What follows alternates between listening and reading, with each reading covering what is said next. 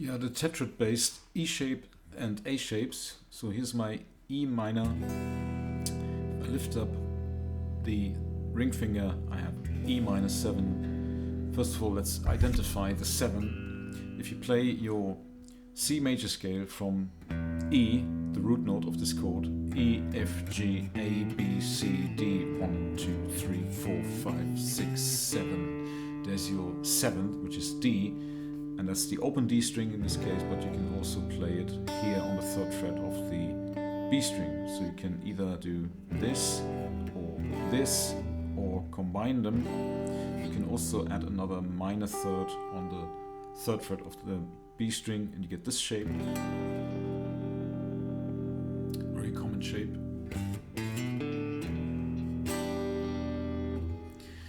Okay, next one. F major 7 looks like this. So here's your regular E shape, F major, and the 7. 1, 2, 3, 4, 5, 6, 7 is E, F, G, A, B, C, D, E. So if I move my fingers around by fretting the 7th, which is E, on the 2nd fret of the D string, and the major 3rd is underneath, G string, 2nd fret. Here's my pinky on the 5th, 1, 2, 3, 4, 5, C on the 3rd fret of the A string. So that's my F major E shape. Regular E shape, 2 frets up, and as your G major. If I lift my pinky, I have G dominant 7, which is a minor 7 this time. So once again, play the scale, in this case from G, the root note, G, A, B, C, D, E, F, 1, 2, 3, 4, 5, 6, 7. There's your 7, and there's your root note. So 2 notes lower from the root note is a minor 7. And in case of F from before, 1 step below is the major 7. So G major, G dominant 7. 7 again is F, and you got another F here on the B string, 6th fret. So that's G dominant 7. Moving your E shape up to the 5th fret, A minor, and the 7th is on the 5th fret of the D string, A, B, C, D, E, F, G, 1, 2, 3, 4, 5, 6, 7, G. Another G here, so you can also do this.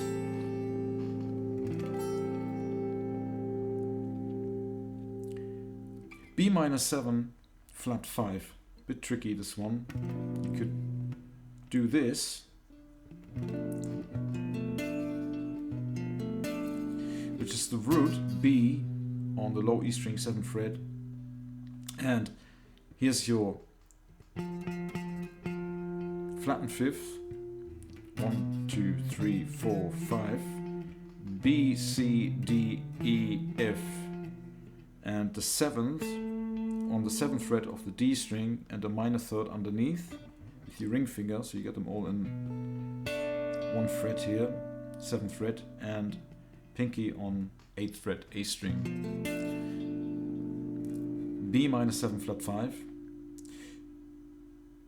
You could also try and fret the 6th fret with your index finger here on the B string, and you get another flat 5.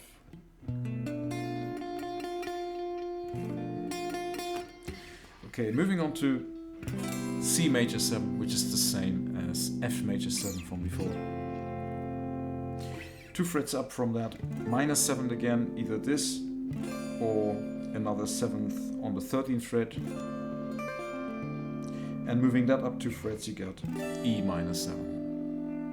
So these are all the E shape tetrads, tetrad-based E shapes. There's another version which you might already be familiar with this, which is basically this chord, but only from the D string. So the D, G, B and E string, and if I lift my index finger and have the open E string instead of the first fret, I got a major 7, F major 7. Now if I move this shape up horizontally, I get G dominant 7, which is, with this shape, you have the notes, how they diatonically occur, so which means that you got the root, the major third, the fifth and the seventh. That's the root on the D string, the third on the G, the fifth on the B and the seventh on the high E string. Moving that up to A minor 7 looks like this, which is root, minor third, 5 and the 7th. If I was to move this up 2 frets, I would have B minor 7, but then I would have an F sharp here, which I would need to lower to F. And then I have this, which is B, D, F and A, root, minor third, flattened fifth and the minor 7th, B minor 7 flat 5.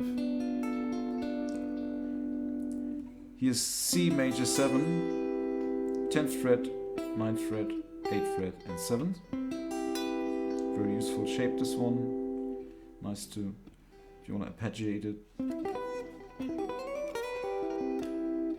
Okay, and D minor 7, same as A minor 7 and E minor 7, the same. So now you got all the E shapes. Moving on to the A shapes, here's A minor and A minor 7.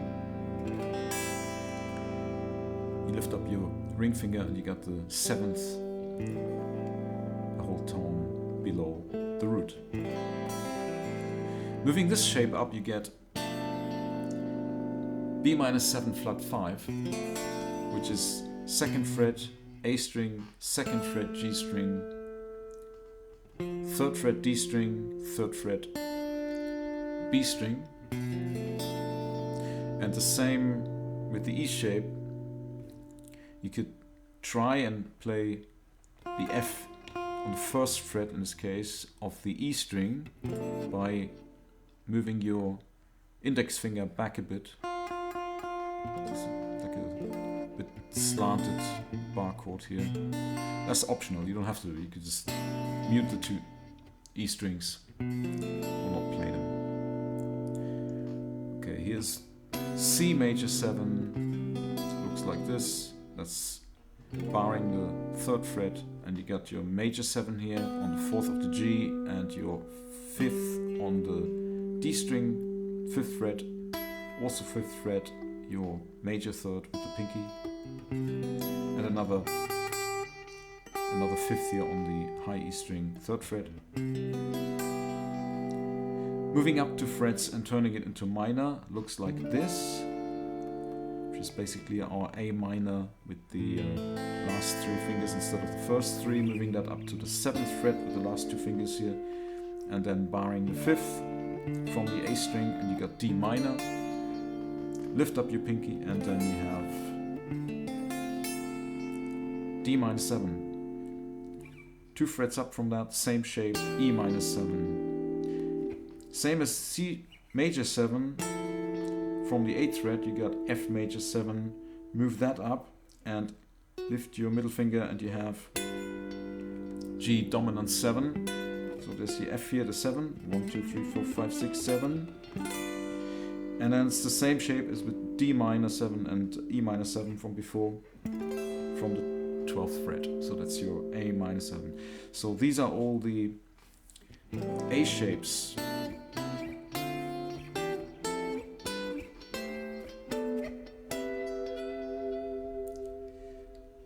Then you could play chord progressions with that, like I was doing at the beginning, just a 2-5-1, the most common chord progression in jazz. So it's just D minor 7 with the A shape, G7 with the E shape, and C major 7 with the A shape.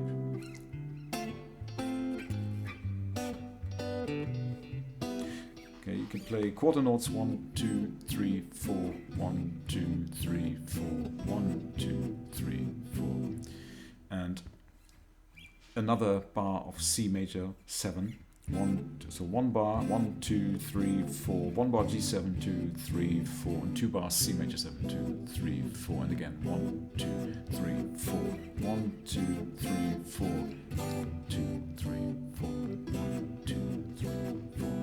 Okay, let's make that more interesting by substituting the second bar of C major 7 with E minor 7,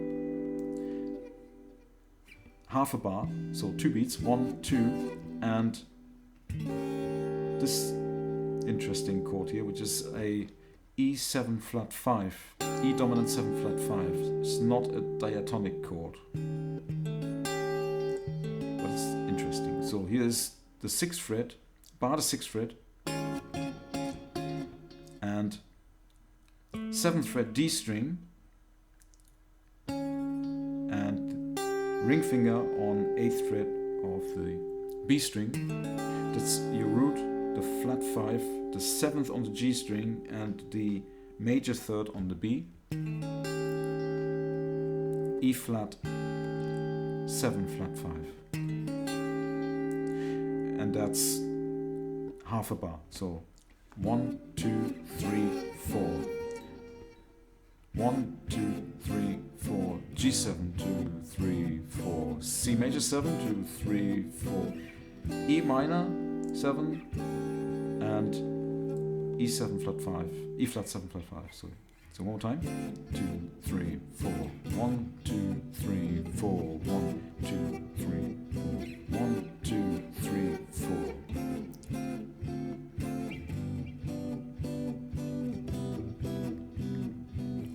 Okay, next step, you could slide into each of these chords from a half step below or above. So I could do this.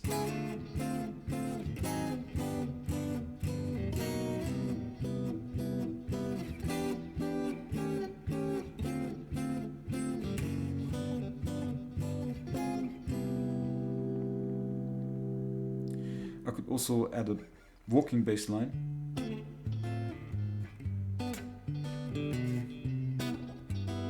By playing the root interchangeably with the 5th of the chord. So that would be, here's D minor 7, D and A. So I play the bass note, the root note, with my thumb, and the rest of the chord with my fingers, and then the 5th and the higher strings again.